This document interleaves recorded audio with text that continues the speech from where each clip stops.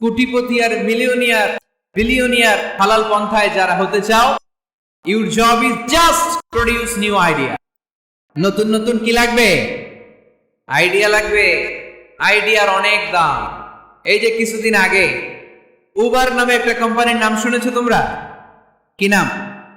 গাজীপুরে চলে, শুধু শহরে না, ঢাকায়। আমি ওদের ব্যাপারে একটা রিপোর্ট পড়ে অবাক হয়েছে।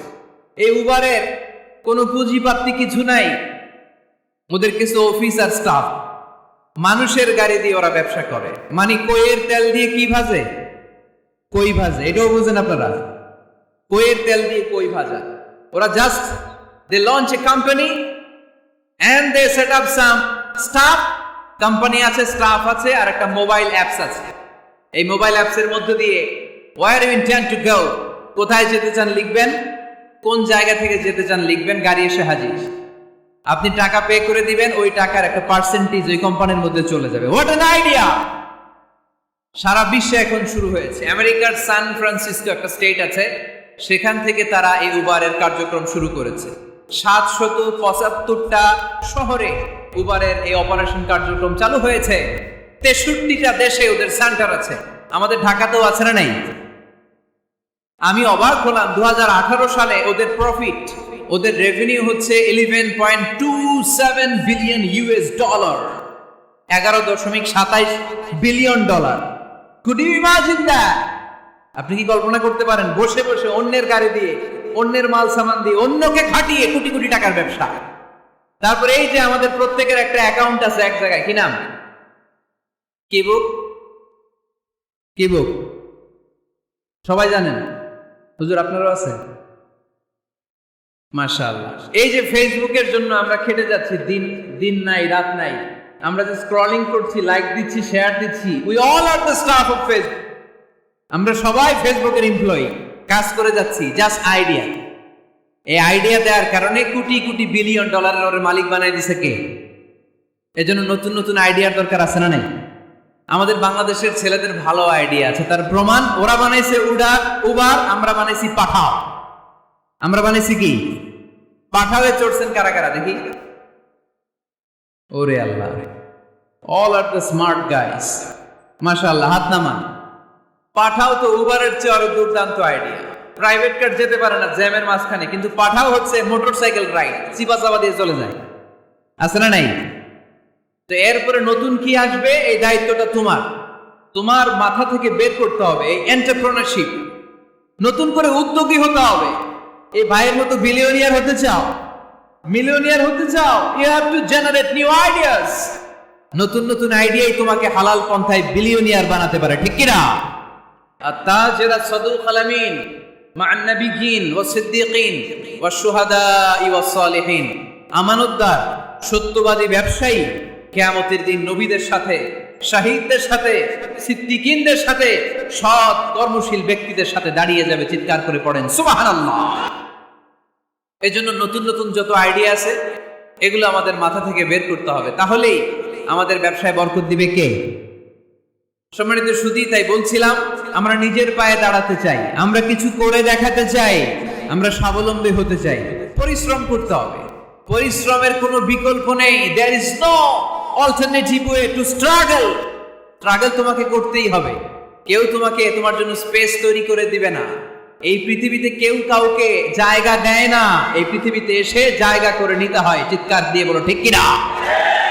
হুঙ্কার দিয়ে পৃথিবীবাসীকে জানিয়ে দিতে হয় আমি এসেছি। মায়ের পেট থেকে যখন আমরা বেরোই, আমরা কি বলি? ওয়াও ওয়াও বলে নিজের অস্তিত্বের জানান দেই যে আমি এসেছি, এই পৃথিবীতে আমি জায়গা করে নিতে এসেছি। Life is not a bed of roses. এই পৃথিবী ফুলের বিছানো সজ্জা নয়। এখানে কষ্ট করতে হবে, পরিশ্রম করতে হবে, ঘাম ঝরাতে হবে। পরিশ্রমের ঘামে যে লোনা পানি থাকে, ওই লোনা পানিতে জন্ম নেয় সফলতার বীজ। এজন্য পরিশ্রম করতে হবে। সব নবীরা পরিশ্রমী ছিলেন, সব নবীরা কাজ করেছেন। সূরা জুমার এই 10 নম্বর আয়াতে আল্লাহ তাআলা আমাদেরকে মোটিভেট করে শিখাতে চেয়েছেন যে স্বাবলম্বী হও, নিজের পায়ে দাঁড়াও, কাজের সময় কাজ, নামাজের সময় নামাজ। আজকে এই স্লোগানটা এই মাহফিলের শুরুতে মাঝখানে শেষে বারবার বলে আমরা মুখস্থ করে নিয়ে যাব। কাজের সময় সবাই বলেন নাই তো, সবাই বললে তো এই প্যান্ডেল কাঁপতে শুরু করবে। কাজের সময় এইভাবে আওয়াজ করতে হবে, পারা যাবে? নামাজের সময়, কাজের সময়, নামাজের সময়, সিনেমা দেখার সময় দেখা যাবে না। কাজের সময়, নামাজের সময়, এটা মনে থাকবে, মুখস্থ করা যাবে তো? আল্লাহ রাব্বুল ইজ্জা সূরাতুল জুমার 10 নম্বর আয়াতে মূলত আমাদেরকে এই মেসেজটাই দিতে চেয়েছেন। কাজের সময় কাজ, নামাজের সময়।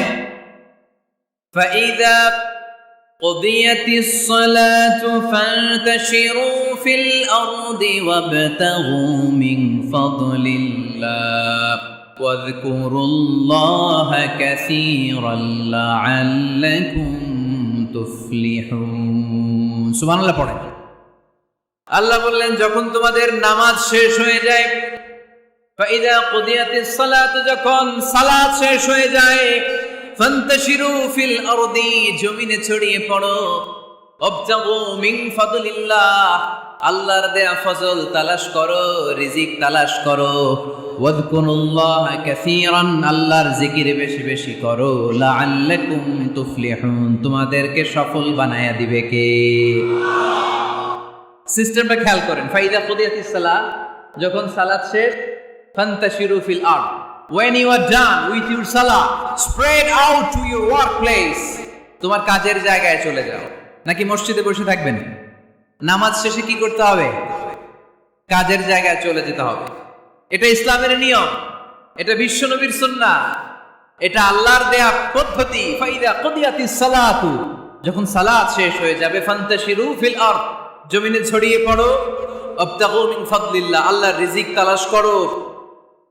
জমিনের মধ্যে আল্লাহর ফাদাল আছে, রিজিক আছে, এই রিজিকগুলো তালাশ করো। মসজিদে বসে থাকলে এই ফদল বা রিজিক কি পাওয়া যাবে? যাবে না। মসজিদে ঢুকলে রহমত পাওয়া যায়। গাজীপুরের ভাইয়ের আওয়াজ তুলে বলেন, মসজিদে ঢুকলে কি পাওয়া যায়? এজন্য মসজিদে যখন আমরা ঢুকি, কোন পা দিয়ে ঢুকি? ডান পা দিয়ে ঢুকেই আমরা বলি আল্লাহুম্মা ফতাহলি আবওয়াবা রাহমাতিক, ও আল্লাহ, open for us the door of your mercy, আল্লাহ আমাদের জন্য আপনার সব রহমতের দরজাগুলো খুলে দেন। কারণ মসজিদে ঢুকলেই রহমত দেয় কে? আর মসজিদ থেকে যখন বের হই তখন রহমত নয়, তখন পাওয়া যায় ফদল। যে ফদলের কথা আল্লাহ ইয়াতে বললেন, ওয়াবতাগু মিন ফাদলিল্লাহ, এই ফদল মানে হচ্ছে রিজিক। তাই মসজিদ থেকে যখন বেরোই, কোন পা দিয়ে বেরোই? আর কি দোয়া পড়ি? আওয়াজ করে বলেন, আল্লাহুম্মা ইন্নী আসআলুকা মিন ফাদলিক, মানে হে আল্লাহ, আমি আপনার কাছে আপনার ফদল চাই, রিজিক চাই। দুনিয়ার কেউ রিজিক দিতে পারে না, রিজিক দিতে পারে কে? এই রিজিক আমি আপনার কাছে চাই। আবার আল্লাহ বললেন, হুয়াল্লাযী জাআলা লাকুমুল আরদা যালুলান ফামশু ফি মানাকিবিহা ওয়া কুলু মির রিজকি ওয়া ইলাইহিন নুশুর। তিনি তো এমন সত্য যিনি তোমাদের জন্য জমিনটারে বানিয়েছেন সাহালাতুল মাসালিক, সহজে হাঁটা যায়, চলা যায়, চারা বীজ রোপণ করা যায়, চাষাবাদ করা যায়।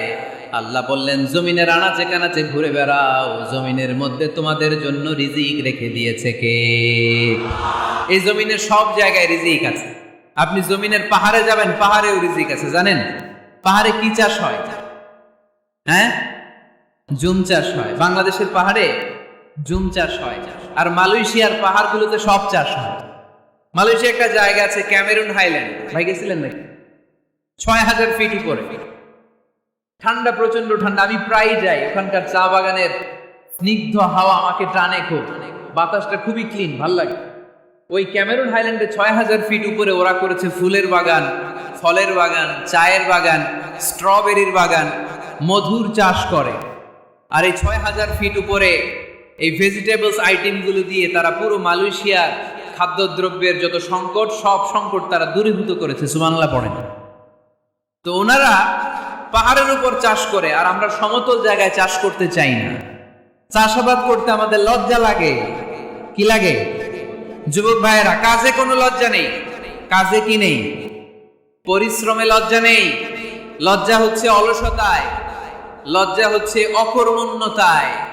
আমরা কাজ করে খেতে চাই, পরিশ্রম করে খেতে চাই। রাজি আছো সবাই? এখন অনেকে রুফ গার্ডেনিং করে। রুফ গার্ডেনিং মানে ছাদের, বাসার ছাদের উপরে কি সুন্দর পেঁপে গাছ, আম গাছ। আমি নিজে দেখেছি, নিজেরা খায়, আশেপাশের প্রতিবেশীদের সবাইকে দেয়, বাজারে বিক্রিও করে। নিউ আইডিয়া, রুফ গার্ডেনিং করো। তারপর একসাথে হাঁসের চাষ হয়, পানিতে হাঁসগুলো ভেসে বেড়ায়, আর নিচে মাছের চাষ হয়। এরকম অনেক যুবক আছে যারা এগুলো করে করে স্বাবলম্বী হয়েছে।